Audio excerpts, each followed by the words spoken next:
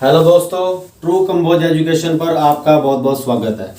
जैसा कि हमने इंट्रोडक्शन वीडियो में देखा था, यहाँ पर जो हमारा फर्स्ट स्टेप था ऑल सेंटेंसेस, जिसमें हमने 33 सेंटेंसेस का जिक्र किया था। उसमें से आज हम पहला सेंटेंस शुरू करने जा रहे हैं, जिसमें वैसे तो ग्रामर भाषा में इसको हम प्रेजेंट कंटिन्यूस टेंस बोलते हैं। बाकी यहाँ पर जो हमने 33 सेंटेंसेस पढ़ने हैं, इसमें हमने इन चीज़ों का कोई ध्यान ज़्यादा रखने की जरूरत नहीं है। कौन सा प्रेजेंट इंडेफिनिट है, कौन सा प्रेजेंट कंटिन्यूस है, कौन सा प्रेजेंट पास्ट है, कौन सा परफेक्ट है। एक्चुअली ये चीज़ें इसलिए बनाई गई थी कि बच्चों को जो स्टार्टिंग में जैसे जिसको इंग्लिश का बिल्कुल ज्ञान ना हो, और हमारे भारतीयों के लिए चीज़ें बनाई गई थी उसको एक रूल्स या फॉर्मेट में सेट करने के लिए। बाकी हम कंपटीशन के पर्पज से पढ़ रहे हैं, और हमारा मेन यहाँ पर्पज है किसी भी हिंदी को या किसी भी भाव को हम इंग्लिश में कन्वर्ट कर सकें। हमको और ग्रामर की सही सीख और ग्रामर को सही तरीके से हमको प्रयोग कैसे करना है, हमको सिर्फ वही सीखना है। हमको डायरेक्ट सीखना है, हमको ना कि देखना है कौन सा प्रेजेंट है, पास्ट है। प्रेजेंट पास्ट वगैरह ये चीज़ें कोई कंपटीशन नहीं पूछी जाती, क्या प्रेजेंट है, क्या परफेक्ट है, क्या पास्ट है। डायरेक्टली ग्रामर पूछी जाती है, जो हम आपको यहाँ पढ़ाएंगे। अब आप यहाँ पर देख रहे होंगे पहला subject, helping verb, verb, ING and object. दोस्तों ये एक रूल्स है, ये एक फॉर्मेट है जिसके अनुसार हम किसी भी चीज को कन्वर्ट करते हैं। ये हमारे 33 रूल्स में से ये पहला रूल है। सबसे पहले हमको क्या ध्यान रखना है, सबसे पहले किसी भी चीज को जब हम बनाना है, एक बात और, कभी भी हमको माइंड में ये नहीं रखना है हिंदी की इंग्लिश कभी नहीं बनती है। अब आप सोच रहे होंगे यहाँ पे तो हिंदी की इंग्लिश लिखी हुई है, ये जस्ट एज अ लिखी है क्योंकि थोड़ा आपको आइडिया मिल सके। आपको कभी भी हिंदी की इंग्लिश नहीं बनानी है। हमेशा जो हमारे मन के अंदर भाव होता है या उस हिंदी का जो मतलब निकलता है, उसका जो सेंस होता है, सेंस की इंग्लिश बनती है हमेशा, क्योंकि ये एक भाषा है। जैसे कि हम हिंदी बोलने से पहले हम कभी किसी चीज़ को सोचते हैं, हिंदी बोलने से पहले हम कभी कुछ भी चीज़ हम सोचते हैं, डायरेक्टली हम हिंदी बोल देते हैं। जो हमारे मन में भाव उमड़ा, हमको रोटी खानी है तो हम बोल देते हैं मुझको रोटी खानी है। हमको कपड़े धोने हैं तो हम मन में बोल देते हैं मेरे को कपड़े धोने हैं। हमारे अंदर भाव उठता, हम उसको डायरेक्टली बोल देते हैं, ना कि हम कन्वर्ट करते हैं। वैसे ही इंग्लिश भी जो अंग्रेज लोग हैं वो डायरेक्टली जब उनके अंदर भाव उठता है वो डायरेक्टली उसको उस भाव को आगे व्यक्त कर देते हैं। तो इसलिए ध्यान रखना है, इंग्लिश जो भी हिंदी है उसका सेंस क्या निकल रहा है, उस सेंस की कन्वर्टेशन होती है हमेशा। अगर आप डायरेक्टली हिंदी की इंग्लिश बनाएंगे तो आप कहीं ना कहीं कभी ना कभी कोई मिस्टेक कर बैठेंगे। तो ये बात आपको माइंड में रखनी है। अब हम पहले रूल पर आते हैं। हमारे 33 रूल्स में से फर्स्ट रूल है subject, helping verb, verb, ING plus object. इस रूल को हमको कहां पर लगाना है, जब भी कोई हमारे मन में ऐसा भाव उठे जहां पे कोई कार्य कंटिन्यू हो रहा है, या हमारे मन में स्टार्टिंग में तो देखो हमको हिंदी की हेल्प लेनी पड़ती है क्योंकि हम भारतीय हैं और हिंदी में हमारी यहाँ राष्ट्रभाषा है, तो इसकी हमको हेल्प लेने की बहुत ज़रूरत रहती है बेसिकली। तो हमारे अगर मन में कोई भाव उठ रहा है, कोई चीज़ कंटिन्यूस हो रही है, या फिर लास्ट में अगर आप जाएं कहीं भी रहा है, रहा हो, रहे हैं, रहा हूँ, रहा का वर्ड अगर लास्ट में आपको दिखता है, या फिर कोई भी कंटिन्यूस चीज़ जो आप रेगुलर कर रहे हैं, जिसमें आप कार्यरत हैं, कोई चीज़ प्रोग्रेस में है, उसको हमको इस रूल के तहत बनाना है। यहाँ पर हमको इस कड़ी को बिल्कुल कहीं भी नहीं तोड़ना है कि सब्जेक्ट हमने लिखा और फिर बाद में हम वर्ब लिख दिए या आईएनजी लिख दिया और बाद में हम हेल्पिंग वर्ब लगा रहे हैं। सबसे मेन फंडा ये ध्यान रखना है, ये कड़ी कहीं छूटनी नहीं चाहिए। ना तो ये पहले आ सकता है, ना ये बाद में जा सकता है, ना ये पहले आएगा ना बाद में आएगा। सब्जेक्ट आएगा तो उसके बाद हर हाल में हेल्पिंग वर्ब को ही आना है, और हेल्पिंग वर्ब के बाद में हर हाल में वर्ब को आना है, और वर्ब के साथ हमको आईएनजी लगाना ही लगाना है अगर हम इस टाइप के क्वेश्चंस को कन्वर्ट करना चाह रहे हैं कंटिन्यूस। अब सब्जेक्ट क्या होता है, देखो दोस्तों ऑलमोस्ट सभी को पता होगा, बट मैं कुछ बच्चे जिनको बिल्कुल बेसिक से बिल्कुल कुछ पता नहीं उनके बारे में बताना चाह रहा हूँ। सब्जेक्ट वो चीज है जो वर्ब के ऊपर कार्य कर रहा होता है, कर्ता। किसी भी वर्ब के ऊपर जो कार्य करता है वो सब्जेक्ट होता है, उसको कर्ता बोलते हैं, करने वाला। तो वो सबसे स्टार्ट में आता है। उसके बाद हेल्पिंग वर्ब।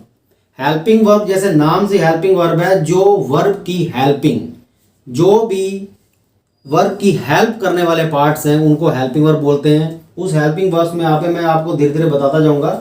वैसे यहाँ पर हेल्पिंग वर्ब्स क्या हैं? Is, am, are. Is, am, are ये हेल्पिंग वर्ब्स हैं। उसके बाद हमारी वर्ब है। उसके बाद हमने उसको आईएनजी लगाना। ऑब्जेक्ट का मीनिंग है आईएनजी के लगाने के बाद जो कुछ भी आएगा। अब हम पहला सेंटेंस शुरू करते हैं। वह कपड़े धो रहा है। तो इसमें हम देखेंगे he is washing his clothes. देखो, he subject, is helping verb, verb की फर्स्ट फॉर्म होती है वॉश। वॉश के साथ में हमने लगा दिया आईएनजी, वॉशिंग।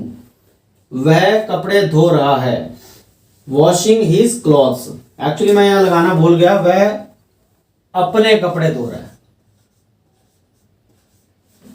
या मैं अपने कपड़े धो रहा हूं, तुम अपने कपड़े धो रहे हो।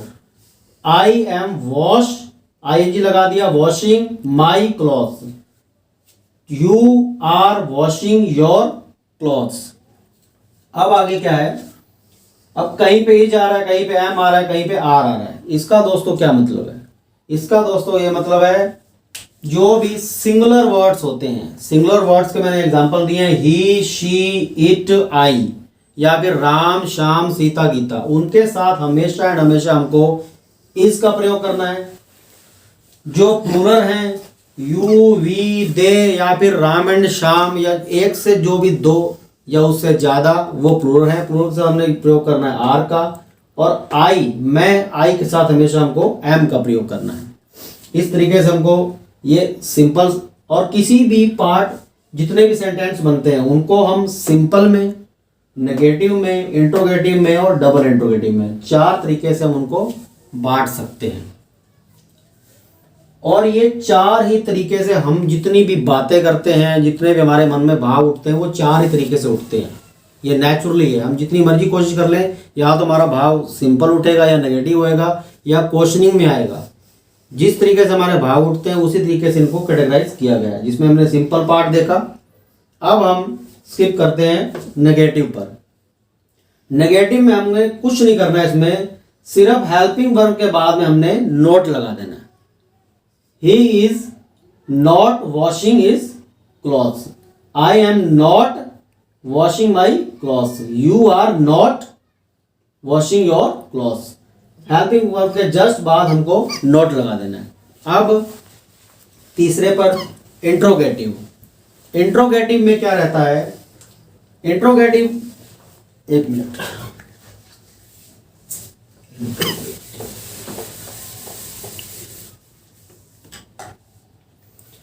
इंट्रोगेटिव वर्ड्स वो होते हैं, वाक्य वो होते हैं जिनके पीछे क्वेश्चंस आए, या ऐसा भाव आए हम किसी से कुछ क्वेश्चन पूछ रहे हैं, कुछ भी हम क्वेश्चन पूछ रहे हैं, तो उस क्वेश्चन में क्या रहेगा? इंट्रोगेटिव।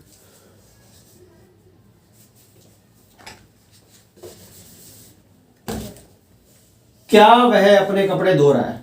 स्टार्टिंग में हमको क्या लगा देना है? क्या वह अपने कपड़े धो रहा है? क्या मैं कपड़े धो रहा हूं? क्या तुम कपड़े धो रहे हो? शुरुआत में हमने क्या का प्रयोग करना है? तो is he washing his clothes. हमने क्या करना है? हेल्पिंग वर्ब को उठा के फर्स्ट नंबर पर रख देना है। हेल्पिंग वर्ब को उठा के फर्स्ट नंबर पर रख देना है, फिर उसके बाद सब्जेक्ट, फिर वर्ब, फिर आईएनजी, फिर ऑब्जेक्ट। बस यहां से हेल्पिंग वर्ब को आगे सब्जेक्ट के आगे रख देना है। Is he washing his clothes. उसके बाद अगर हम ये वाला सेंटेंस बनाएं तो am I washing my clothes. अगर हम ये वाला सेंटेंस बनाते हैं, are you washing your clothes. यहां पर इंट्रोडक्शन, इंट्रोगेटिव का पार्ट खत्म हो जाता है। इसके बाद आता है डबल इंट्रोगेटिव। डबल इंट्रोगेटिव आखिरकार कैसे बनते हैं?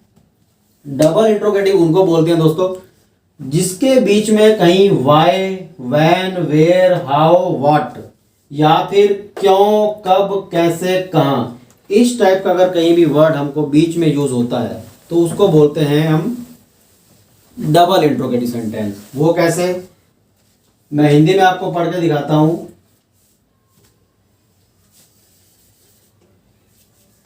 वह अपने कपड़े क्यों धो रहा है, अगर वाक्य हो वह अपने कपड़े क्यों धो रहा है, मैं अपने कपड़े क्यों धो रहा हूं, तो ये वर्ड्स जो है बीच में आ रहे हैं। अगर कोई भी क्या, क्यों, कब, कैसे किसी भी वाक्य के बीच में आए, मैं अपने कपड़े क्यों धो रहा हूं, तुम अपने कपड़े क्यों धो रहे हो, इस टाइप के वर्ड्स को हम डबल इंट्रोगेटिव बोलते हैं। तो इसको हम कैसे बनाएंगे, इसमें भी हमने क्या कर देना है, सेम एज इट इज, इसको जैसे हमने बनाया था इंट्रोगेटिव, इसके आगे हमने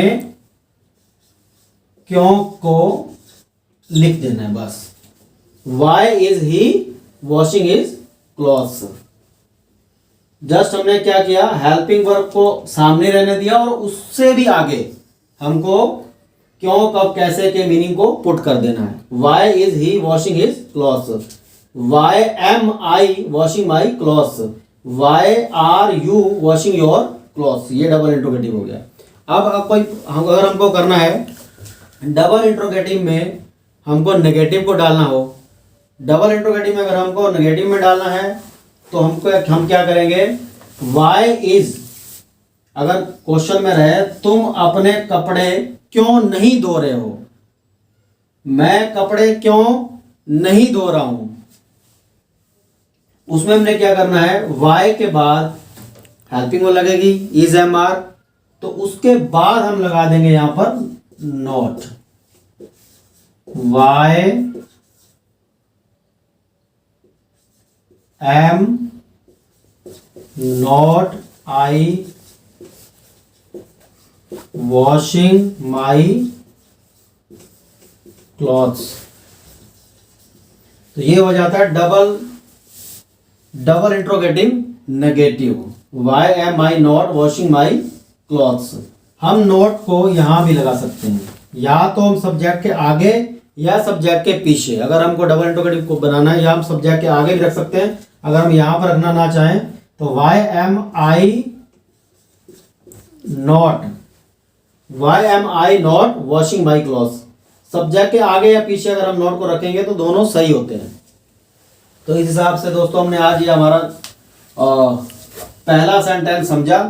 अगर आपको इसमें कोई भी कंफ्यूजन हो तो इसमें आप इसको दोबारा से देख सकते हैं।